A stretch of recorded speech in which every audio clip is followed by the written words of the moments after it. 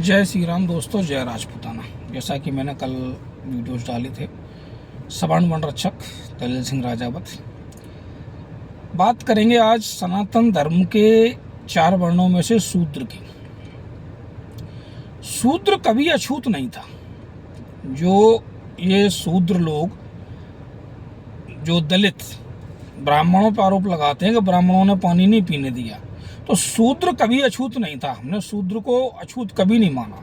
इसका प्रमाण मैं अभी वीडियो में आपको दूंगा, और आप लोग चाहें तो मेरे जो मैं तथ्य बता रहा हूं, जो तर्क मैं दे रहा हूं, उनका आप शास्त्रों में जांच कर सकते हैं, कोई दिक्कत नहीं है। ब्राह्मण ने अगर पानी पीने से रोका तो दलित को रोका है, अछूत को रोका है, शूद्र को कभी नहीं रोका है। और दलित और अछूत बनाने वाले ब्राह्मण नहीं है, और न ही सनातन है, नहीं आर्य हैं। शूद्र तो खुद आर्यों का हिस्सा है, ब्राह्मण भी आर्य है। आर्य व्रत है ये अपना पूरा, शूद्र खुद आर्यों का हिस्सा है। ठीक है। तो जो दलित है आज के, और जिन्हें अछूत रखा गया, जिन्हें पानी नहीं पीने दिया, छूने नहीं दिया, कुछ ब्राह्मणों ने बगल में नहीं बैठने दिया, छत्तीनों नहीं बैठ दिया, तो उन्हें अछूत बनाने वाला, उन्हें दलित बनाने वाला आर्य समाज नहीं है। ठीक है ना, सनातन नहीं है। सनातन में शूद्र होता था, और शूद्र कभी अछूत नहीं था। मैं आपको प्रमाण देता हूं। कर्ण को क्या कहा जाता था? शूद्र पुत्र। क्यों कहा जाता था? क्योंकि वो एक सारथी के यहाँ पला था, सारथी को मिला था, उसके यहाँ वो पला था। उनकी माँ का नाम राधे था, जो उनकी दत्तक माँ है, धर्म माँ है, उनका नाम क्या था? राधा। इसलिए उनको राधे भी कहा जाता था। और जिस व्यक्ति को कर्ण नदी में बहते हुए मिला था, जिसने उसका पालन पोषण किया, वो धृतराष्ट्र का सारथी था। कौन? कर्ण का धर्मपिता। धृतराष्ट्र के कौन थे? सारथी थे, राज्य सारथी। और छूना तो बहुत दूर की बात, वो रथ भी चलाते थे, बैठते भी थे, उनको राज्यसभा में बुलाया जाता था, आते थे, और महाराज के प्राइवेट रूम तक, कक्ष तक जाते थे, जहां महारानी गंधारी और धृतराष्ट्र बैठे होते थे, वहां पर वो सारथी जाते थे।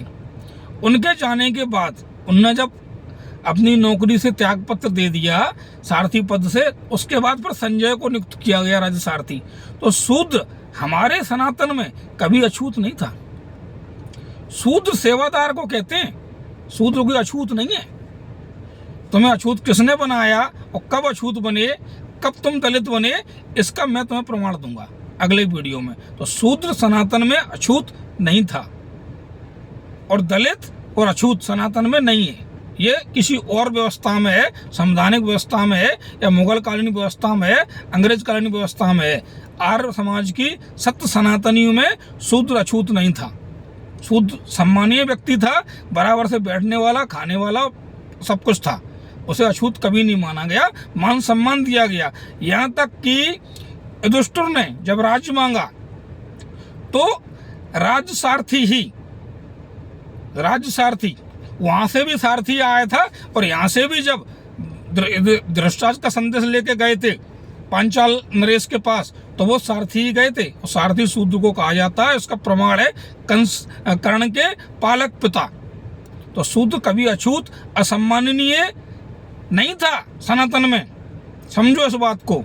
दलित और अछूत को नई व्यवस्था में, मुगल कालीन व्यवस्था और अंग्रेजी व्यवस्था में माना गया। वो दलित, वो अछूत कैसे बना, वो मैं आगे बताऊंगा। उसमें सभी लोग हैं, उसमें सवर्ण भी हैं।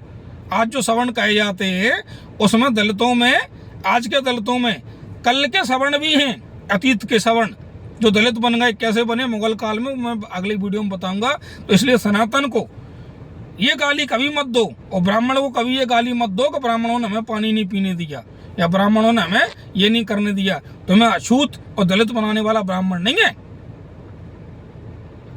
शूद्र कभी भी अपमानजनित नहीं था सत्य सनातन के अंदर। जय श्री राम, जय राजपूताना। मेरे वीडियो आगे तक पहुंचाना और समझा।